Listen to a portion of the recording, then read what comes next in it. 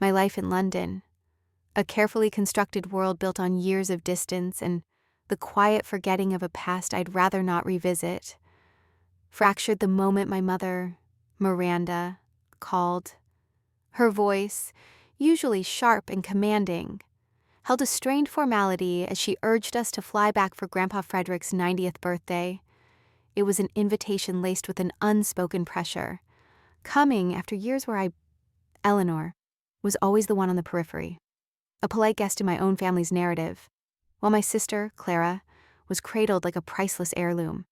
The disparity always stung, ever since Frederick, my grandfather, had quietly believed in me, secretly funding my university education, a guarded secret, my sole genuine connection. It was a lifeline he extended when my parents had merely offered a suitcase and a terse, "It's time to grow up," a quiet act of defiance against their subtle dismissal. The flight back across the Atlantic felt heavy with anticipation, a strange mix of hope and dread. I imagined some softening in my mother, a reunion that might finally bridge the chasm that had grown between us, a reconciliation I secretly yearned for. But as Noah, my husband, drove us towards the sprawling family estate, a familiar disquiet began to stir, the kind only family gatherings could evoke, a deep-seated unease that prickled my skin. The old house, once a beacon of warmth and childhood memories, now felt like a stage set for a play I hadn't rehearsed, its familiar facade hiding an unnerving emptiness. We arrived to a garden teeming with unfamiliar faces, a cacophony of forced laughter, and the clinking of cheap plastic flutes. Miranda moved through the crowd, a radiant smile plastered on her face, yet her eyes remained cold, distant, never quite reaching the corners in genuine warmth. She was in her element, embracing guests with performative hugs, dabbing at her eyes with a lace handkerchief, reapplying lipstick with discreet, practiced efficiency. Philip, my father, sat by the grill, muttering about the humidity, seemingly oblivious to the forced cheer around him, his usual quietness amplified into an uncomfortable silence. Clara was nowhere near me, predictably lost in a circle of admirers, but her husband's boisterous laughter cut through the polite murmur like a blunt instrument. Then they brought out Grandpa Frederick. He was in a wheelchair, his hair meticulously brushed, wearing a sweater vest I vaguely recognized, a detail that twisted my gut with a sense of morbid familiarity. His face, however, was too smooth, eerily so, lacking the deep lines and character I remembered from years of his storytelling, the crinkles around his eyes that always spoke of warmth and mischief. His eyes, though open, seemed to gaze into a space only he could perceive, as if listening to a silent melody that transcended the party's noise. He didn't acknowledge me, didn't offer a wave or a flicker of recognition, not even the faint pull of his lips that used to signal a hidden joke. A jolt went through me. Something was off, deeply off, a discordant note in this meticulously orchestrated celebration. The air itself felt thick with unspoken things, a pretense hanging heavy over every polite smile and whispered compliment. This wasn't the Frederick who smelled of cedar and peppermint tea, who carved wooden toys and knew every secret. This was a shadow, a poorly cast extra. I stood beside Noah, a former federal investigator with an uncanny ability to read a room, to spot the slightest deviation from the norm, to pick apart a charade with unnerving precision. He was silently observing the gathering, his gaze lingering on Grandpa Frederick, or rather the man in the wheelchair, with an intensity that made me instinctively lean closer. I watched him, saw the subtle shift in his posture, the slight tightening around his jaw, the way his eyes narrowed almost imperceptibly as he scrutinized the man. He leaned closer to me, his voice a low, urgent murmur that barely cut through the party chatter, a warning bell in the festive din. "Eleanor," he breathed, his tone a quiet command. "Do you see it, the distinct star-shaped birthmark on Frederick's neck? It's not there." And his hands, they don't have the tremors I've seen in his medical reports from his Parkinson's, but a different kind of stillness, almost too perfect, too inert. The words hit me like a physical blow, a chilling confirmation of the vague unease that had been gnawing at me since we arrived, crystallizing my every unspoken fear. My mother, Miranda, then began her toast, her voice trembling just enough to evoke sympathy from the assembled guests, but the performance felt hollow, a theatrical eulogy for herself rather than a genuine tribute to Frederick. She spoke of 90 years of wisdom and generosity, of building our family, of giving us this life, her words echoing in the sudden quiet, prompting sniffles and murmurs of how touching from some of the more impressionable guests. Noah didn't clap. He just kept staring at the man in the chair, his gaze unwavering, as if memorizing every wrinkle, every imperfection, every manufactured detail, comparing it to an image only he could conjure in his mind's precise files. I nudged him again, whispered his name, a plea disguised as a question, but he didn't respond until he finally turned his head slowly, his eyes locking onto mine, cold and resolute, conveying a silent, urgent message.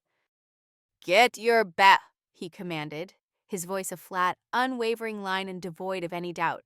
"We're leaving. Act like nothing's wrong." The simplicity of his tone, utterly calm, utterly factual, sent a jolt of ice through my veins, chilling me to the bone. It wasn't how he said it, but the chilling certainty behind the words, the absolute lack of hesitation. I actually laughed, a brittle, disbelieving sound that cracked in my throat. Thin and desperate. "You're kidding," I managed, my voice strained, but his eyes didn't waver, devoid of any amusement or playfulness. "Get your bag," he repeated, his tone brooking no argument, his gaze fixed on mine. "Walk inside. Pack now." My hands went cold, clammy, my heart hammering against my ribs, a frantic drumbeat against the unsettling silence of my rising panic. I glanced back at the man in the wheelchair. He hadn't moved, his hands resting on the armrest like props, disturbingly still, his eyes still vacant. "Are you serious?" I asked, a final futile attempt to deny the impossible. But Noah was already moving towards the house, his steps purposeful, his back rigidly straight. I followed, fumbling with the zipper on my overnight bag, my mind racing with a panicked certainty that if he was wrong, this would be the most embarrassing moment of my life, a family drama of epic proportions that would be whispered about for decades. But if he was right, then everything I thought I knew about my family, about my own past, was a carefully constructed, monstrous lie. The implications were too vast to comprehend, a gaping abyss. We walked out the front door, slipping into the late afternoon sun, and remarkably, no one stopped us. No one even looked up from their polite conversations or champagne flutes, caught up in the performative bliss at the car. Noah opened the passenger side for me, his movements precise, almost mechanical, like a spy completing a mission. We both got in. He locked the doors, the click echoing in the sudden, suffocating silence of the interior, and gripped the steering wheel, his knuckles white against the dark leather, a visible sign of his suppressed tension. "That's not your grandfather," he stated, his voice flat, devoid of emotion, yet carrying an undeniable weight of truth that resonated deep within my bones. He explained it then, calmly but firmly, adding details that sent shivers down my spine, confirming my deepest, unspoken fears with clinical precision. Frederick had a very distinct star-shaped birthmark on the right side of his neck. I've seen it many times, in old photos, in the detailed medical files I reviewed before we came. The man in that wheelchair doesn't have it. What's more, his heart rhythm was unnaturally regular, lacking the typical signs of aging, the subtle irregularities I knew from Frederick's genuine medical history. I suspect a powerful sedative was administered to ensure his passivity, to keep him from reacting, from speaking, from betraying their charade. My stomach churned, the world tilting violently on its axis. My brain tried to fight it, to logic its way through this monstrous revelation, to find a crack in Noah's perfect analysis. But the evidence, delivered so clinically, was undeniable. Who else could it be? My uncle, he resembled Frederick somewhat in his younger days, but he was rarely around. certainly not this passive. The implications were terrifying. In the chilling silence of the car, as Noah drove us away from the seemingly festive, yet now sinister, estate, I reached for my phone, my fingers trembling as they hovered over the screen. Every instinct screamed at me to call Miranda, to demand answers, to unleash years of pent-up questions, to shatter their carefully built facade myself. But something held me back, a deeper, colder logic. Perhaps Noah's influence already seeping into me. Instead, I dialed the police, a decision I never in a million years thought I'd have to make. A desperate, irrational plea for external reality in a world that had suddenly gone mad. Soon, two unmarked cars, discreet and quiet, pulled into the driveway we had just exited. They spoke to us outside the car, their questions calm, measured, the kind that feel like traps even when they're not, probing for inconsistencies. I told them what I could, my words stumbling out, trying to make the incredible sound sane, trying to convey the gut-wrenching certainty that filled me despite the absurdity. I know this sounds strange, I confessed, my voice barely above a whisper. But I believe someone is impersonating my grandfather. I don't know where he is, and I think something's very, very wrong. They nodded, their faces unreadable, and walked towards the house like they were delivering a package. Their quiet professionalism, a stark contrast to the party's fading facade and my own internal chaos. The party didn't stop immediately. No screams, no panic scattering, no dramatic chaos. It was worse than that. The festive atmosphere simply dimmed, as if someone had turned down the dial on reality, muffling the joyous sounds. People still held their glasses, still smiled, but their eyes darted nervously, shoulders tensing, a palpable shift in the air. A low hum of uneasy chatter replaced the previous forced cheer, like a buzzing fuse. I watched one of the officers speak to my mother, Miranda, her face contorted, not with grief or shame, but with fury, a raw, exposed rage that seemed to vibrate even from a distance. A furious crimson spreading up her neck, her mouth moved quickly, gesturing wildly, her hands flailing in defensive motions. But they remained clasped, not reaching out to anyone, not even Philip, my father, who stood off to the side, staring blankly at the hedge as if it held all the answers to his silent complicity. His shoulders slumped in resignation. They spoke to the man in the wheelchair. He didn't say a word, his passivity almost unnerving. A puppet on strings. Then they must have asked for identification. Miranda went inside and returned with something. A document, perhaps, clutched tightly in her hand. But it changed nothing. The officers knelt again, speaking in low, unreadable tones, their professional stillness unwavering. Finally, the man in the wheelchair looked up and uttered a few words, a barely audible mumble, then nodded, a chilling affirmation that this was far from over. An officer returned to our car, his presence a stark, solid reality against the surreal backdrop. "Can you stay nearby?" he asked, his voice calm, clipped, yet carrying a note of urgency. "We'll contact you soon." My voice was a raw whisper, barely audible, thick with unshed tears. Is it him? Is it my grandfather? He didn't answer directly, his gaze steady but non-committal, avoiding my desperate eyes. "We're still confirming some things, but you know it's not him." He turned and walked away, back into the swirling uncertainty. I sat there, every second pressing down on me, the question echoing in my mind, growing louder, more insistent. Where is he? Where is Frederick? The realization rippled through me like a fever breaking. The awkward toasts, the forced tears, the strangely half-empty guest list, the way no one let me get close to him, the way he never spoke, the way they shut me down every time I tried to call for 3 years. It all clicked into place, a horrifying mosaic of deceit, each piece fitting perfectly, forming a picture of calculated cruelty. That night, my phone rang again. It was Miranda, her voice a torrent of furious accusations, crying and screaming at once, a banshee of wounded pride and exposed guilt. How could you? You called the police on us, on your own family. You humiliated us. You think you're better than us because you moved away. I tried to speak, to make her understand the depth of her betrayal, to demand an explanation.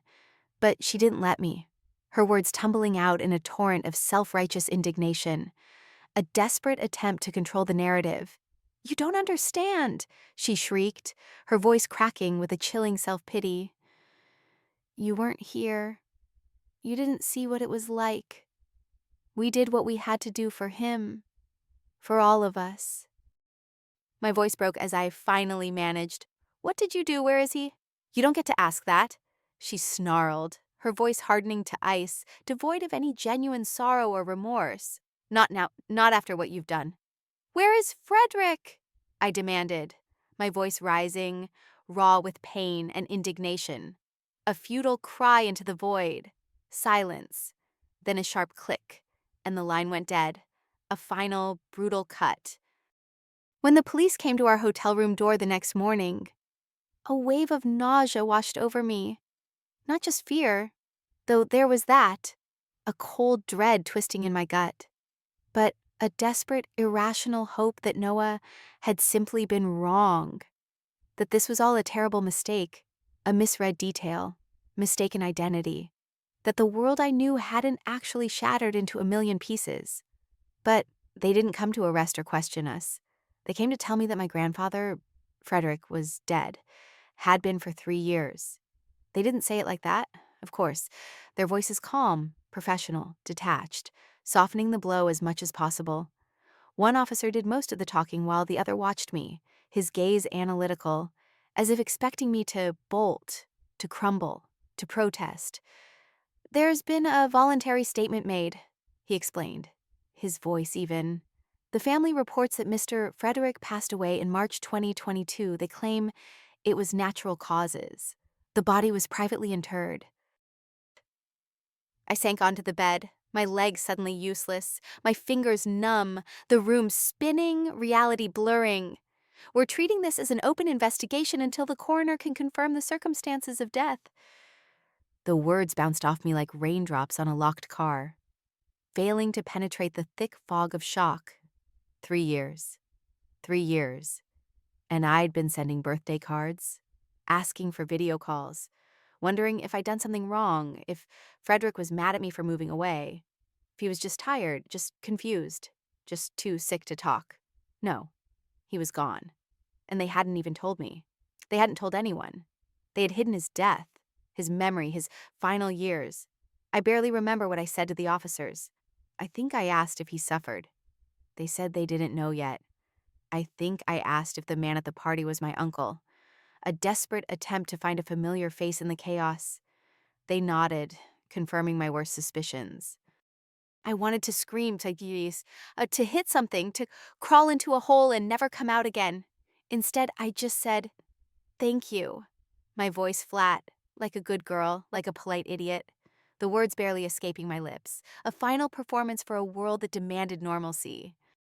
The news began to trickle out online a few days later, a viral sensation that spread like wildfire across social media platforms and local news outlets.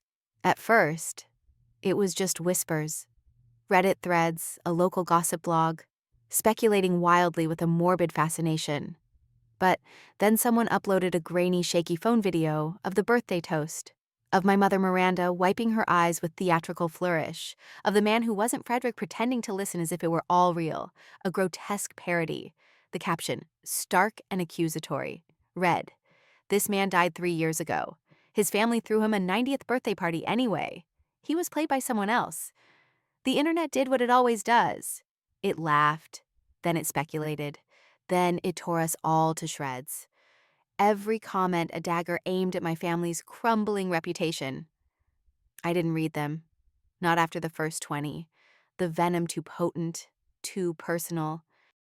Apparently, I was everything from an accomplice to a narcissist to an ungrateful brat who should have just let her family cope in peace. People always had opinions. And now they had a worldwide platform to express their outrage, their judgment, their cruel amusement. Then came the call from a lawyer, not theirs, but Frederick's. His voice, warm and understanding, cut through the noise of the internet and the buzzing in my head. "Eleanor," he said, his tone kind. "I've been trying to reach you for some time. There are some very important matters regarding your grandfather's estate." I nearly hung up, my finger hovering over the screen, conditioned by years of family manipulation and deceit.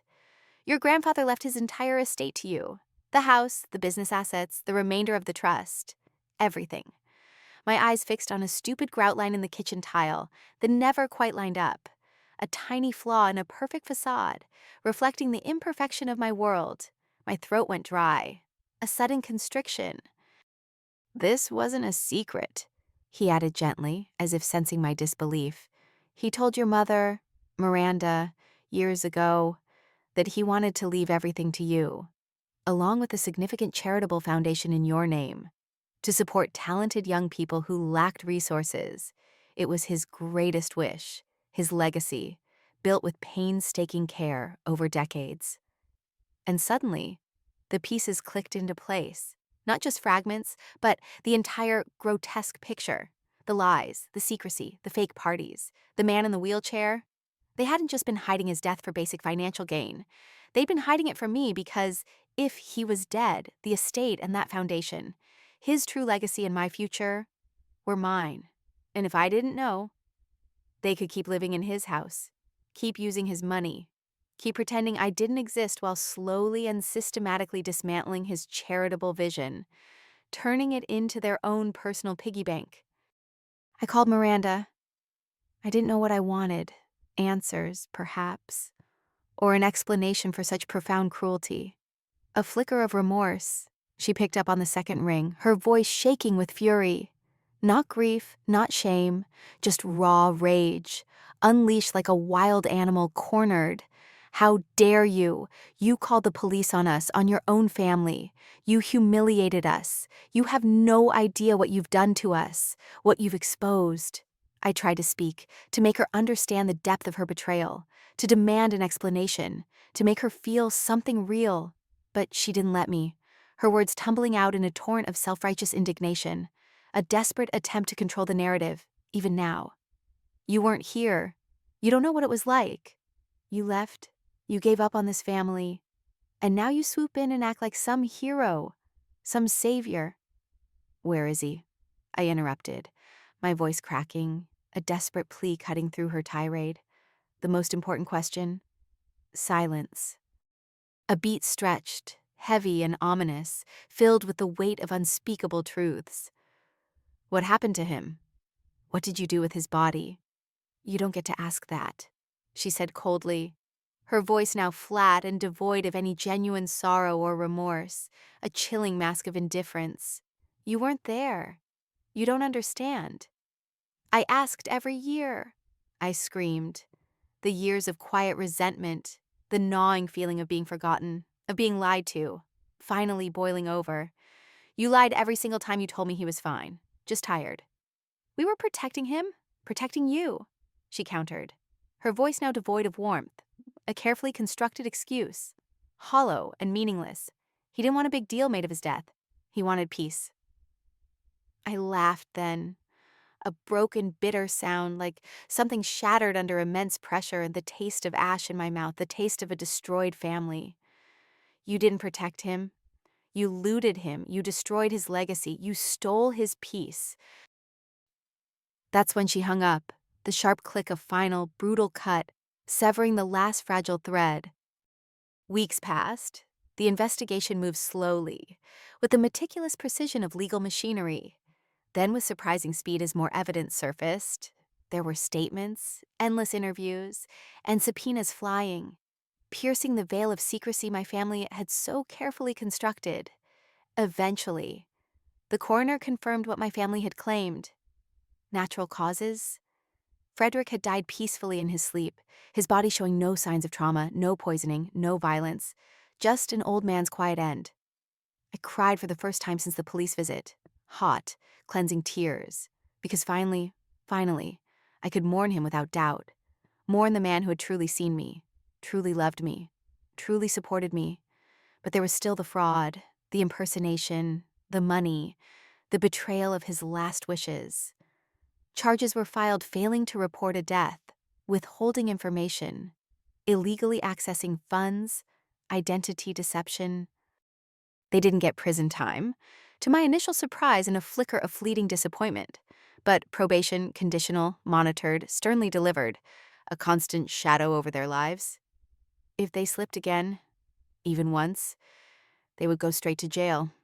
My uncle, the actor, faced his own charges, but he cooperated fully, offering detailed testimony, which seemed to help him. He received probation, like the rest of them, his brief theatrical career ending not on a stage, but in a courtroom, a very real, very public fall from grace.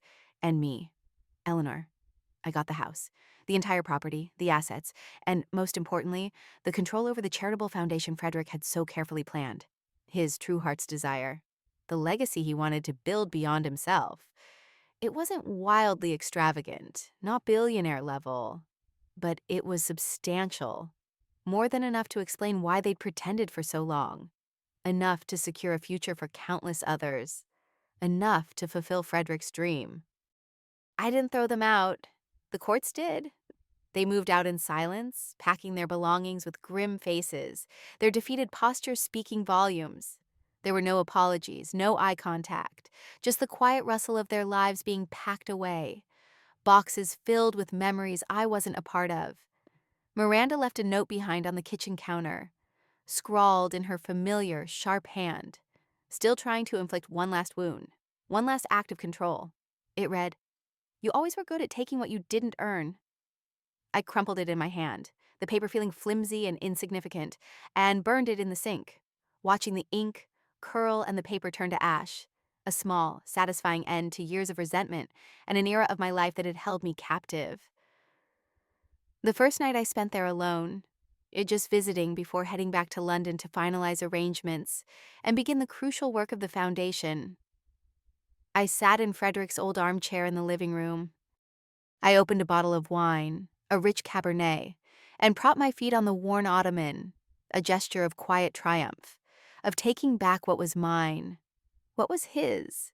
The place was quiet, profoundly still, and it still smelled faintly of wood polish and old books, a familiar scent that brought a surprising comfort, a feeling of belonging, a sense of peace that had long eluded me.